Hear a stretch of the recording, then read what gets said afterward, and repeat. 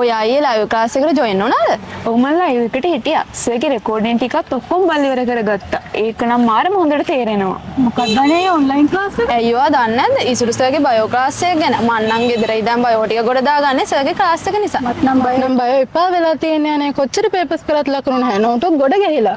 මේ බලන්න සර්ගේ නෝට් එක අපිට ආස හිතෙන විදිහට තමයි නෝට් එක හදලා තියෙන්නේ. වව් මේ නෝට් එක දැක්කහම නම් පාඩම් කරන්න ආස හිතෙනවා. නෝට් එක විතරක් නෙමෙයි. සර් අපිට තියරි පැහැදිලි කරලා, රිවිෂන් එක කරලා, මොඩල් පේපර්ස් කරලා, පාස් පේපර්ස් උත් කරලා තමයි සර් අපේ එක්සෑම් එකට රෙඩි කරන්නේ. කොහොමද ඒ ක්ලාස් එකට ජොයින් වෙන්න ඕනේ? සර් අපිට කිව්වා අලුත් බැච් එක 25 වෙනිදා රෑ 7ට පටන් ගන්නවා කියලා.